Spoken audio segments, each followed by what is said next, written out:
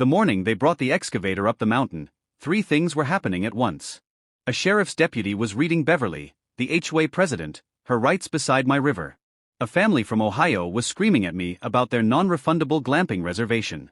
And one of the 9 illegal cottages, a pastel blue one with Serenity written in cursive, was actively floating away down the river like a sanctimonious houseboat. I stood there on my own land, coffee in hand, watching as county code enforcement tagged every structure with a neon orange condemned sign. Beverly shrieked that this was common HOA space. The deputy turned to me. "Mr. Harlan, can you confirm these 9 structures are on your parcel without permission?" I handed him my survey plat. "Every nail, officer. She's been running an illegal resort on my property for 2 years. I'd like to press every charge on the menu. My name is Gavin Harlan. I'm an IT consultant.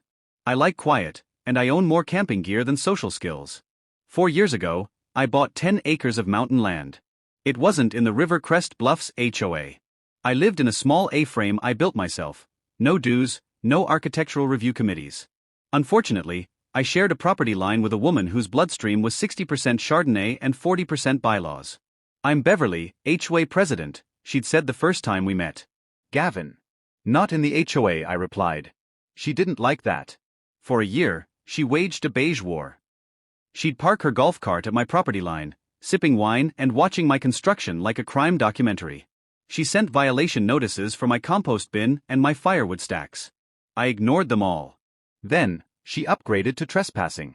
I caught her on my trail cam with a tape measure and a floppy sun hat. HOA leadership has the right to inspect adjacent properties. She'd sniffed. That's not a law, Beverly. One weekend, I came back from a conference to find new signs beside the HOA path, River Crest Bluffs Luxury Glamping. I hiked down to the water. There, squatting on my riverbank like a row of smug marshmallows, were 9 tiny cottages in shades of Instagram vomit. Whispering Brook. Tranquil Pines. River Zen. A woman in yoga pants popped out of one with a charcuterie board.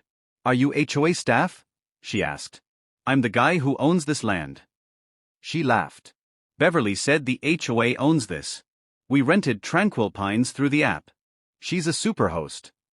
I didn't explode. I went back to my cabin and made 3 folders. Folder 1, Ownership. Folder 2, Beverly's Greatest Hits, screenshots of her rental listings and trail cam footage of her directing contractors. Folder 3, The Regulatory Apocalypse. The river was a floodplain. Those cottages needed permits Beverly didn't have. And better yet, the river was home to a threatened species of trout. I mailed my beautifully tabbed packets to everyone. Code Enforcement. The State Environmental Office. The IRS Whistleblower Office. And for a little spice, the HOA's insurance company. The turning point was a rainy Saturday. A renter slipped in the mud, broke an ankle, and the paramedics couldn't get through the unapproved structures. By Monday, the mountain was full of county trucks. The red tags went up. "These are grandfathered in." Beverly shrieked. The inspector pointed at the wet concrete on Cottage 9. "Ma'am, the only thing grandfathered here is your attitude." The HOA board realized they were on the hook for environmental fines. They fired Beverly by a landslide. Which brings us back to the excavator. We had a gentleman's agreement. Beverly snapped at the deputy, gesturing at me. "This is a misunderstanding." I pulled out a signed letter, notarized and certified, where I'd explicitly denied permission months ago. The excavator's claw grabbed Serenity like a toy. The Ohio children burst into tears as their glamping turned into a pile of splintered wood.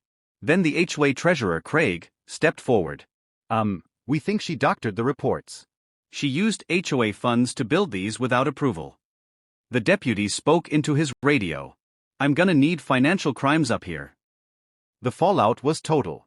Beverly was hit with $80,000 in county fines, $45,000 for environmental remediation, $32,000 to the IRS for undeclared income. And the district attorney?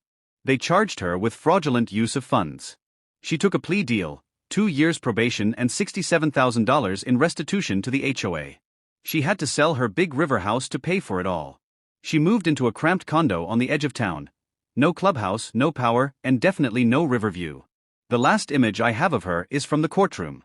The gavel came down with a sharp crack that seemed to echo forever.